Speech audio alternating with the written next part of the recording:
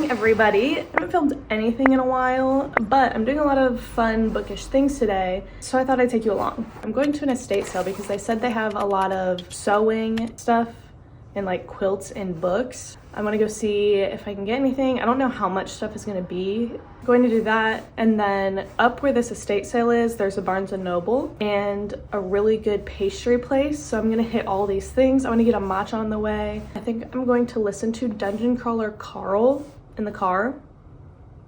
Wait till I tell you about this book, y'all. I'll explain more about it later, but that's what I'm doing.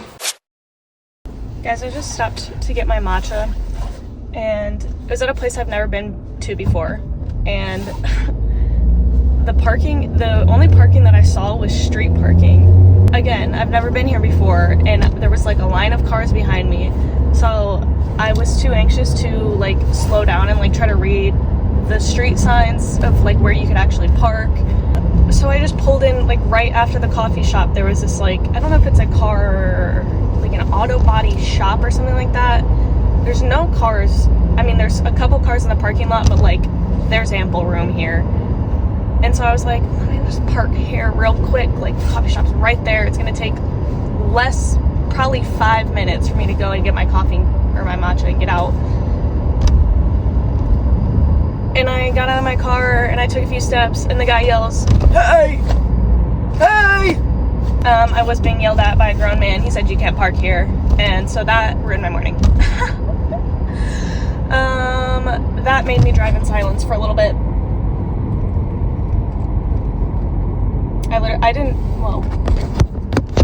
Can you sit up? What are you doing?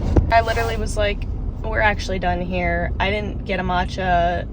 I've been embarrassed in front of exactly one person. And so I'm trying not to let that ruin my morning. So maybe I'll get a matcha later somewhere else. I looked up like best matcha in my town, and this place came up, so I was like excited to try it. But and you know, hey, he should have yelled at me, but I was like, I parked, I got out of my car. He was like sitting there waiting for somebody to do this, I think. I don't know. I'm going straight to the estate sale now, and I'm gonna be a little bit late. Like, that was such a waste of time. I hate wasting my time. Y'all, I'm shook to my core. When I drove up here, let me tell you, my jaw dropped. First of all, there's not a single place on the road to park for like a mile. And there's a line out the door. I didn't know people got down for an estate sale like this. I drove 30 minutes for this. And I don't know if I even want to wait in that line. Like, is there going to be a single thing left in the house by the time I get to the door? I'm shook. I don't know what to do now. This morning's going really, really well.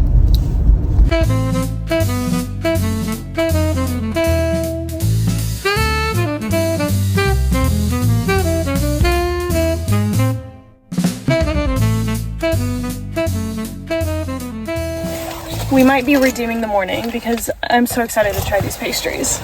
This has got to go.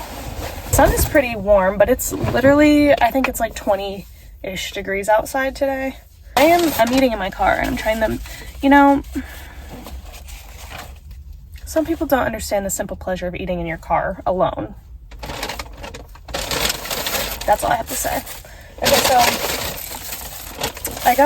I'll show this one in the bag. This is a cream cheese, like bread roll that I got for Cole and I later. And for right now, I got this guava Danish. Oh my gosh, it looks so good. I don't know if I've ever even tried guava before, but it just looked so good. And then I got, this is a spinach bacon and cheese, I think. Little Danish. Is this a Danish? I don't know. Okay, I'm trying this one right now. Ooh. Wow. That's so good. It's like the top is like glazed with something that's like a little bit sweet. The like pastry part of it's super good, and then the inside tastes kind of like a quiche. I also finally got my matcha. I got strawberry vanilla. I used to hate matcha because it tasted like grass to me. And then, I don't know, one day I turned 25, my frontal lobe developed, and now I like it. Which was always super confusing to me because I love every tea. Like, I'll just drink plain black or green tea and think nothing of it. But I tried a matcha and it was not good. It tasted like dirt. But, anyways, let's try this one. Ooh, that's really good.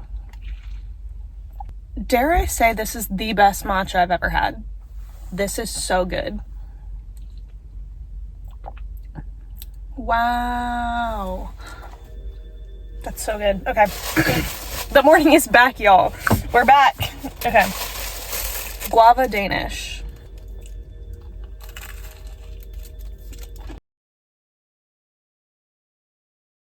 Guava tastes like something I've had before.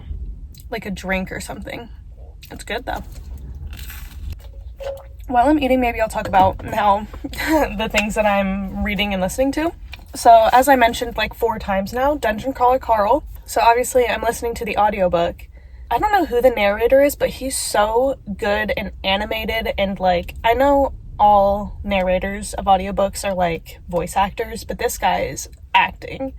He's acting his butt off. It's like super entertaining. And the premise of the books, from what I get so far, this guy chases his girlfriend's cat outside because it escaped. He picks it up. While he's out there, all of the buildings and everything like collapse into the ground and like basically disappear. And he hears like a voice in a different language, but he understands it. And it's basically, I'm pretty sure they're aliens saying that they have chosen this planet to like mine the minerals out of, and then anything that's left, the remaining people who didn't die, because anybody who was in a building got crushed. So anybody who didn't die gets to enter like underground. They've built a dungeon. They can fight, I guess, to get these like remaining materials and like survive. Basically, he decides to go down there because it's like the only chance probably for survival. There's like no resources left. But when he gets down there, it turns into like a video game, and so there's like pop-ups that he sees in front of his face, and he can like use his mind to like close them out or open things, and it's like he'll do something and it'll be like new achievement unlocked. And so I don't know too much yet. Obviously I'm not that far into it, but it's very entertaining. And like the voice changes, or like has modulator, the word, it has like a modulator on it. It changes the voice. I don't know. The voice changes. Just super entertaining and like goofy and funny. Like you can tell this is written by a man for sure, but I'm not mad at it. I'm also listening to The Last Magnolia Parks. I'm like probably 20 or 30% into that, but I had to stop listening because if you've read the last one, you know, this one, I mean, it's still a fun time because of the characters, but the plot is not a fun, happy, good time. It's not just like hee toxic relationship anymore.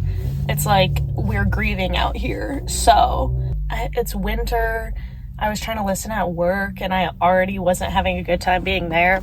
So I stopped that for a second, and then I started Sarah Adams' new book, which I think is called In Your Dreams or something like that. And I've read 2 of her other books in this series, and they're not like anything special. Like they're just really a regular rom-com, but they're very like comforting. It's like a good no brain power listen. So I've been enjoying that. If you don't know, those are all, she has 4 now out. And I think it's 3 sisters and like a brother. So we've hit all of them now, I think. The only one I didn't listen to was the Flower Shop one because I heard people didn't like that one very much. But I think I might go back and listen to it because like none of them are groundbreaking. None of them are like gonna change my life, but they're entertaining and cozy. Do you guys ever listen to books? So if an author releases a book about the same time every year, like when I start a new book, and you can tell the voice of the author, or the narrator is usually the same too. I feel transported to where I was like all the years before. It starts feeling nostalgic for me, and so I think that's kind of what I feel listening to Sarah Adams' book, because I've listened to the last, I think, 3, so this is the 3rd year in a row. And I did that with Emily Henry as well, which she doesn't have a new one coming out this year, I don't think, but I think those are all the audiobooks I'm listening to. And I think maybe later I'll talk about like the actual books I'm reading, because there's 3 of those right now too. Usually that's like what happens when I'm in a reading slump, but I'm not in a reading slump right now. I just like am enjoying bouncing around to different, like, because all the stories that I'm ingesting right now are very different. I get bored of one, I'm like, on to the next.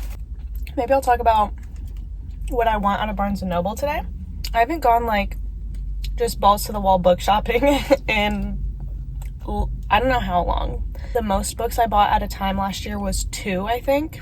And I did that once. I have a $75 gift card from Christmas and didn't get to do my estate sale this morning, which is fine. I kind of missed filming, guys. But also, like, filming to me is like getting in the shower. When you have to get in the shower, it's like, I would rather do literally anything else. Please don't make me do this. But then you get in the shower and you're like, wow, this is really nice in here. I'm having a great time. I don't think I finished my thought earlier.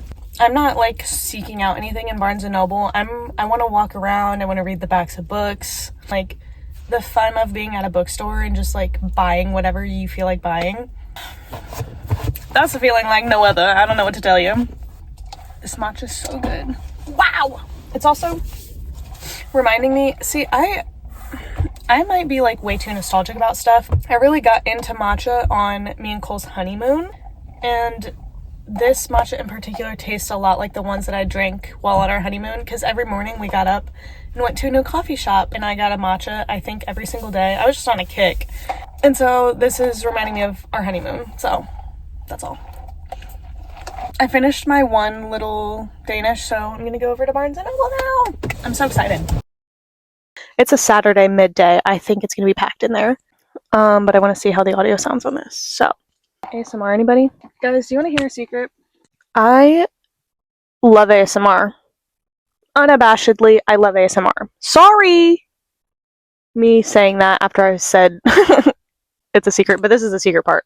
I've made several ASMR videos that will never see the light of day because I just enjoyed it that much. And I thought thoroughly once or twice or 3 times about making an ASMR channel. So anyways.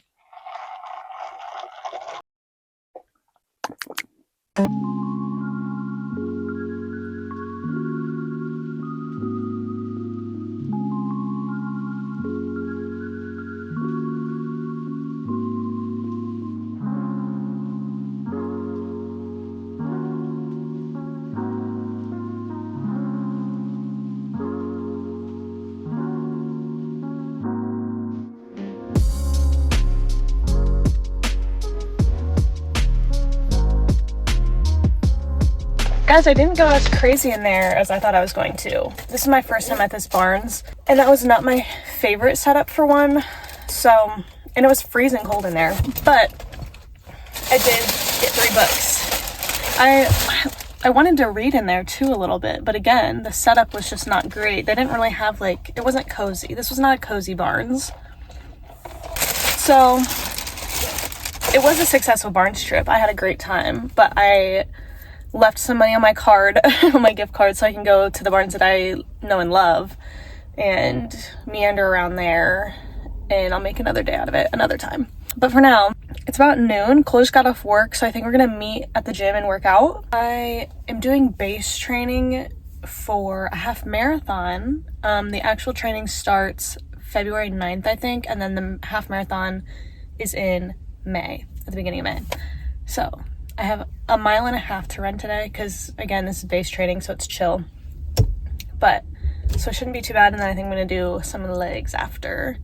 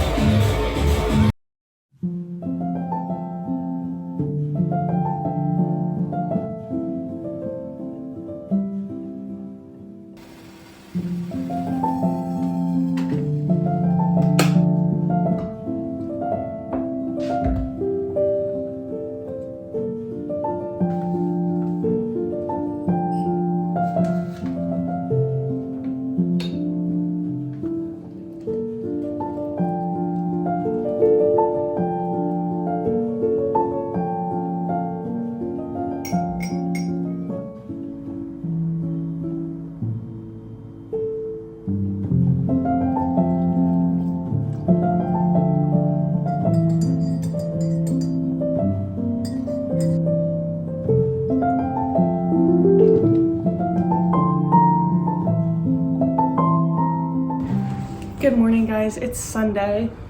We didn't really have a plan for yesterday, but it didn't really go to any sort of even semblance of a plan that we could have conceived because we turned on a Harry Potter ambiance room. I read Babel for a little bit, which I'll talk about because I haven't said when I'm actually like reading yet. Not audioing. Both are reading, but what I'm physically reading. But I read a little bit of that, and then Cole and I were both knocked out. Cole slept for probably 3 hours and I slept for at least 1. So when I woke up, it was 6 p.m. We promptly went to get Mexican food. We thought we were gonna have a chill little dinner night, which it was eventually, but right when we sat down, it low-key turned into club vibes. Did not know that was gonna happen. The food was so good. And then we came home. We watched The Talented Mr. Ripley for the first time. I don't even know what I think about that movie.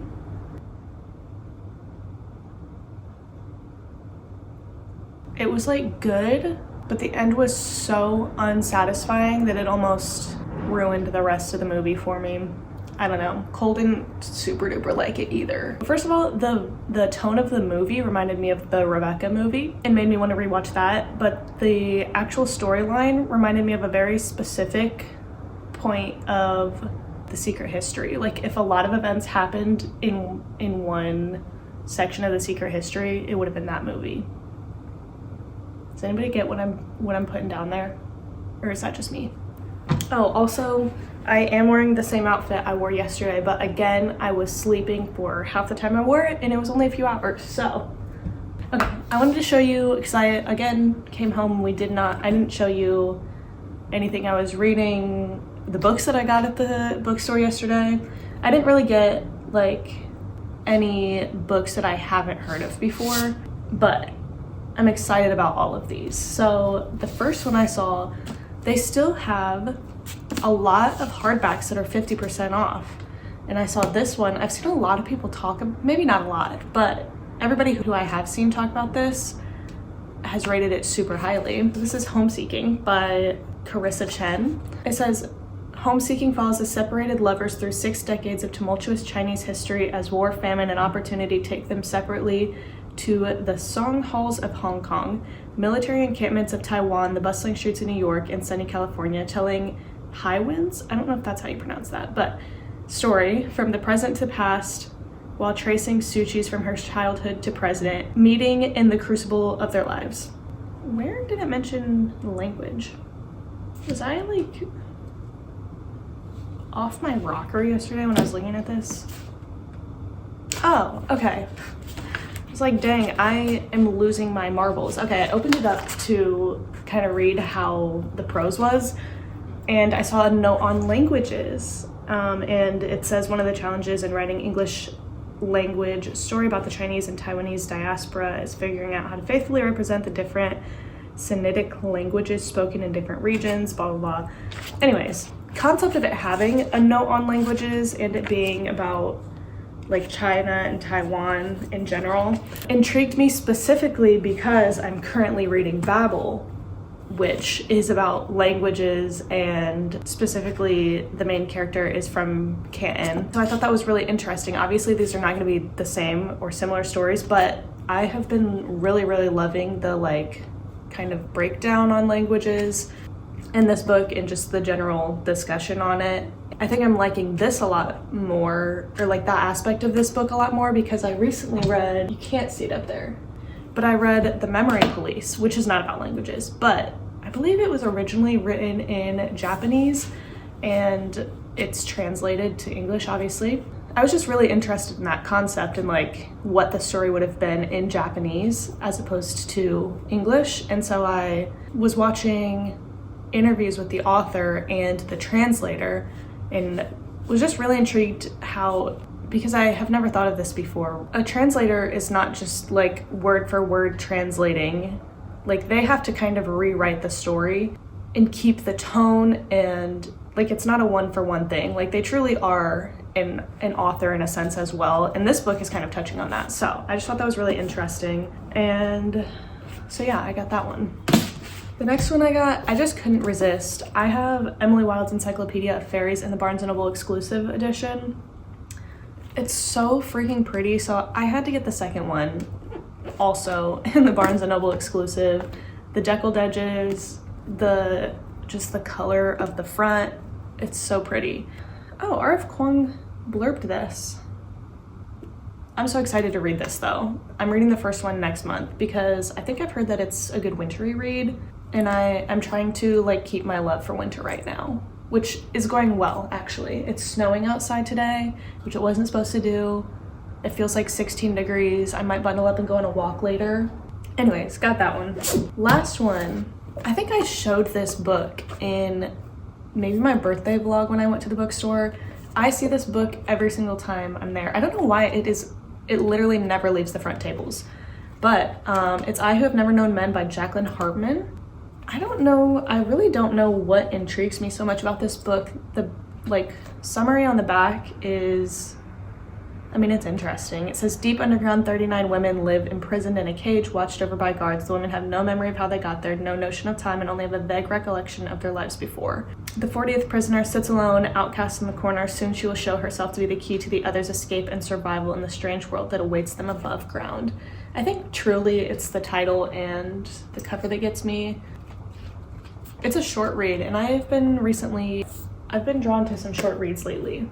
I just think a lot of times most books need to be shorter. That's my opinion. So anyway, should I talk more about Babel? I mean, I talked about how it's about languages and translation specifically. I'm only 121 pages into it, but I love it so far. Like, R.F. Kuang, just her writing is so good.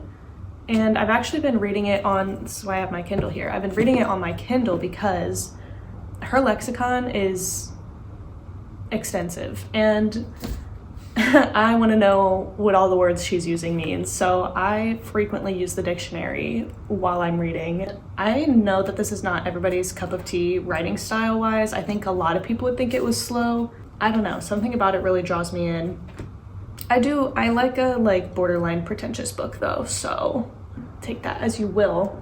But yeah, the magic system's really interesting too, because again, it's about this translation and the meaning that is lost in translation, because again, most words aren't like a one-for-one translation between languages, so they write both on silver bars, and then they can use the bars to do make their tree grow fruit at all times of the year, or their stagecoach ride super smooth and fast, or something like that. So it's set in Oxford, and I think the 30s to 40s range.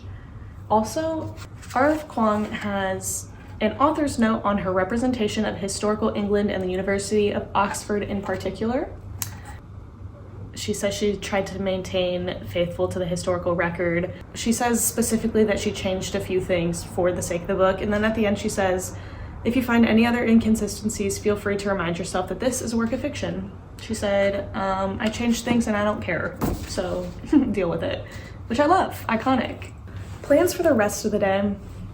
I've been putting off my journal for many months now. I have so much to print off and to do for my last year's journal, and then I still haven't started my journal for this year. We should have some general cleaning to do today. I want to read more. Anyways, I'm gonna either read right now or do my journal, and you'll see whatever that is. So this is last year's journal. So this is 2 years. 2024 and 2025 is in here. And I have to do June and beyond in this, and then all of my end of year spreads.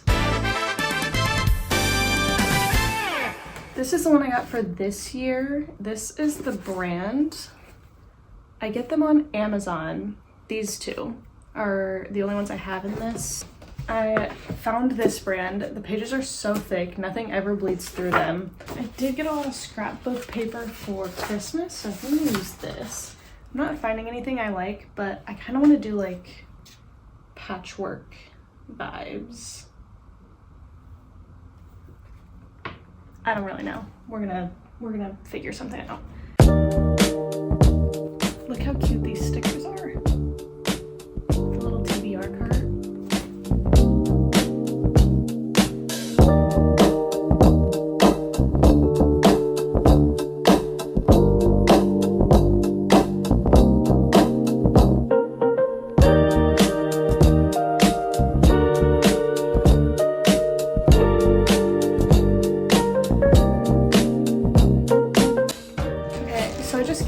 I have 91 books on my physical TBR, and I think I had about 90 last year. So despite buying books, I'm still at about the same place. So I do want to do better on that this year, but it wasn't terrible last year. So I labeled out all these pages because I don't feel like doing them right now. I really don't.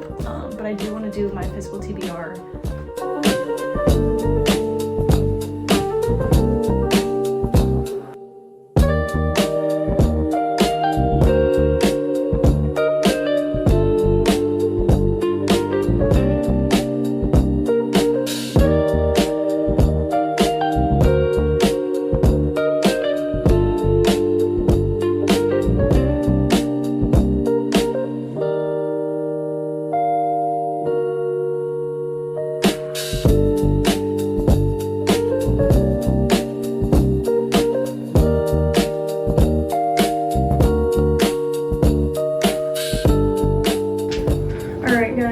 We are getting ready to go watch Marty Supreme.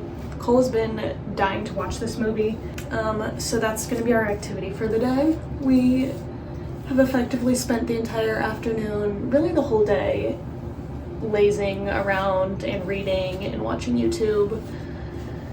Cole did go to the grocery store and pick up stuff so we can make dinner after. It's going to be super late, but we've only eaten our leftover Mexican for lunch today, so we gotta do what we gotta do. I am probably going to eat an entire large popcorn and candy there though.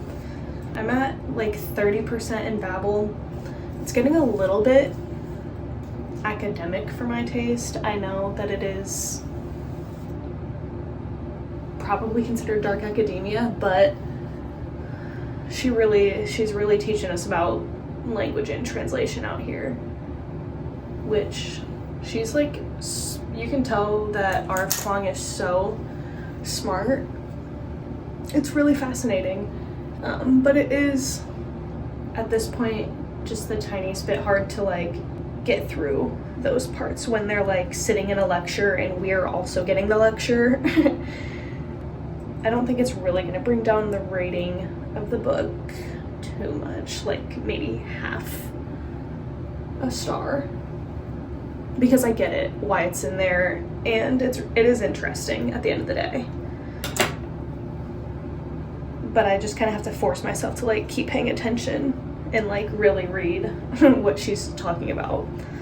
I am really interested in where the remainder of the plot will be going, because there hasn't been like too much movement in the actual plot itself. Like it's really a lot about the languages and the translation and building up how the magic is used. Ow. Oh my gosh, when you braid your hair and there's just one piece that pulls, it's so infuriating. Okay, this like doesn't look great, but I'm going into a dark movie theater, so I don't care. Oh, it really looks so bad. I don't care.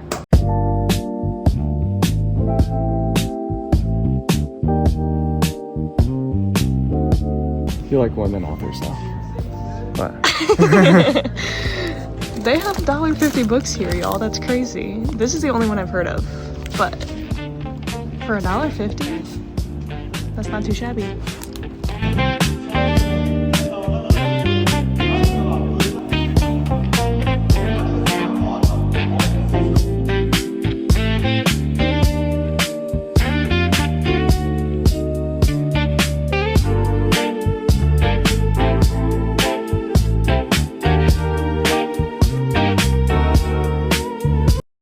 Okay, you know what? I don't know what I'm yapping about right now.